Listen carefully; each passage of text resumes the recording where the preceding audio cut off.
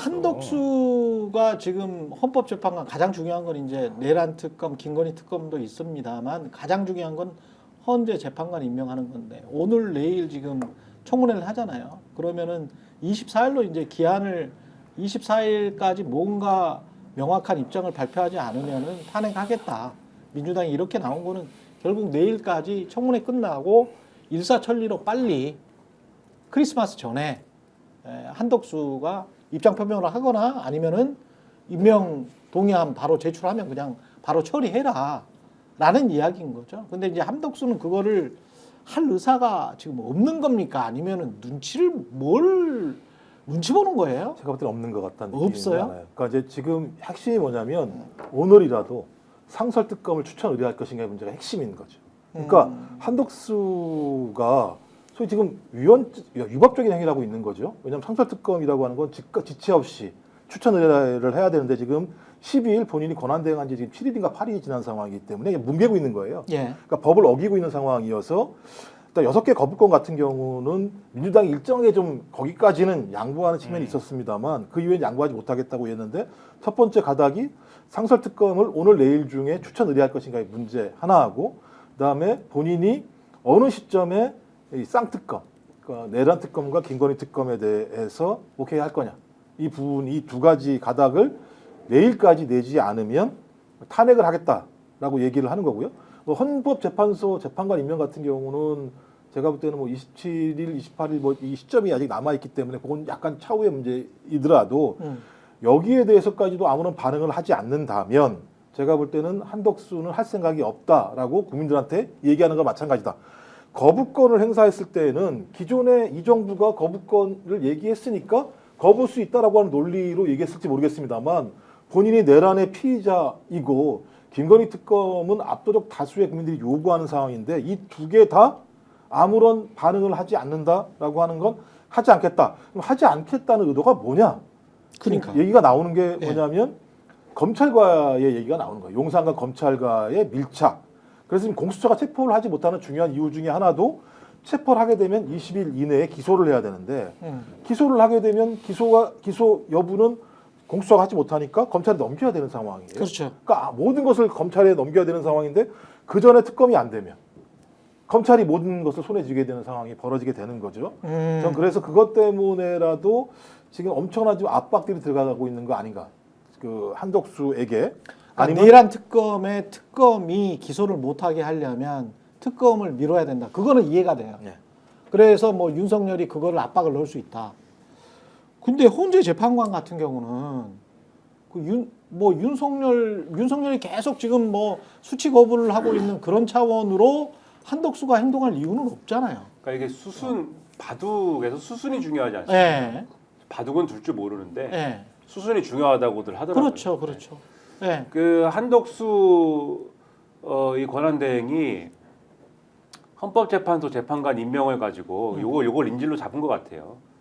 이 임명권을 인질로 잡고 뭘 하는 거냐? 그러니까 여기 포인트가 이제 지금 말씀은 포인트가 이제 헌재 재판관 임명이 포인트라고 말씀을 하시는 거지만 예. 한덕수 권한대행이 그러니까 지금 입장이 각각 지금 이 방점을 찍는 입장들이 다른 거거든요.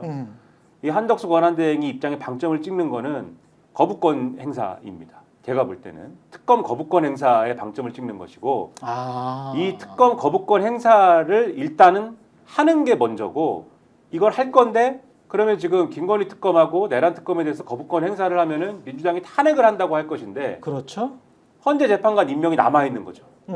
그래서 요거를 내가 임명을 할 수도라고 하는 여지를 남겨놓으면 그러면은 일단 임명을 할 때까지는 봐야 되는 상황이 되는 거지 않습니까? 이 한덕수의 머릿속에서는. 그러니까 요걸 인질로 잡고 지금 자기가 거부권 행사할 수 있는 여지를 이제 틈을 만들어 놓고 요 움직이려는 그런 처신인 거 아니냐 이런 의심이 지금 강해 저는 좀 들고 있습니다. 글쎄요, 참 너무 어이가 없기도 하고. 근데 이렇게 해서 뭘 얻을 수 있는 게 있나? 한덕수가? 그치, 얻을 수는 없죠. 네. 한덕수가 얻어가지고 할 게 뭐가 있어요. 예전에 황교안 당시 권한대의 경우에는 대선 출마를 염두에 뒀다. 정치 행보를 할 가능성이 굉장히 높다 이런 얘기가 나왔으니까 자신의 그 행위 하나하나가 그 이제 정치적 의미로 해석될 여지를 남겨뒀단 말이에요. 근데 한독수 권한대행이 정치를 할 것 같지는 않거든요. 음. 근데 제가 볼 때는 한독수 권한대행을 둘러싸고 있는 사람들에 관한 문제, 그리고 일종의 보온도 있을 거고 여러 가지 측면에서 괜히 쓸데없이 지금 그런 것들을 내세우면서 얘기를 하고 있지만 실제 속내는 그런 것들이 작동하고 있지 않나 이렇게 생각하고요. 그러니까 지금 그 쌍특검의 경우에는 12월 31일, 1월 1일이 되면 공포를 해야 되잖아요. 예. 그러니까 그때까지 침대 축구하면서 버팅기는 것 같아요. 제가 볼 때는 최대한 지금 여당도 그렇고 윤석열도 그렇고 전략이 침대 축구잖아요. 시간을 지연시키는 전략.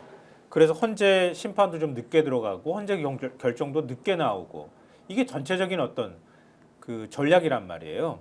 그러니까 최대한 뒤로 늦추면 이재명 대표 2심 재판도 나올 것이고 그러면 또 거기에서 유죄가 나오면 이재명 체제에 대한 그 이재명에 대한 일종의 이제 우려, 걱정 이런 것들이 나오기 시작하면 민주당의 내부 분열이 일어날 거고 그럼 대선에 들어가도 새로운 후보가 나오게 될 경우는 한판 해볼 만하다라고 한다거나 이런 식의 판을 자꾸 머릿속으로 그려가면서 가려고 하는 것 같아요.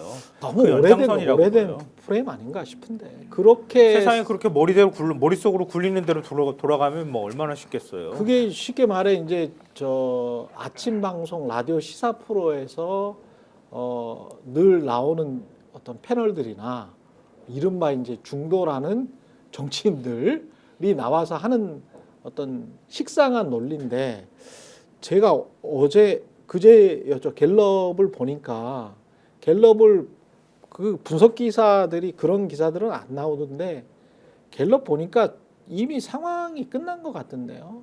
제가 보기에는 왜냐하면 민주당이 48이고 국민의힘이 24인데 여기에서 멈춰 있어요. 지난주도 24였어. 근데 국민의힘은 정체된데 민주당은 48이야. 근데 민주당보다 조금 덜 나왔죠. 이재명 네. 차기 장래 37인가요? 37인가 나왔잖아요. 네. 근데 그걸 가지고 이제 언론들은 민주당은 48인데 왜 이재명은 37이냐. 그래서 약간 좀 이런 뭐가 있지 않느냐, 여지가 있지 않느냐, 뭐 이런 식으로 해석을 하던데 그리고 그게 이제 국민의힘의 해석이랑 이렇게 같이 맞물리는 측면도 있는데 과거 거랑 비교를 해보면 있잖아요. 문재인 때 그 박근혜 탄핵 때 문재인 국면이랑 비교를 해보면 훨씬 높아요. 스픽스는 말하는 언론입니다. 대세는 유튜브, 그중에서 스픽스. 좋아요, 댓글, 구독, 알림 설정. 여러분이 저희를 사랑해 주시고 우리가 여러분을 사랑하는 4가지 방법입니다.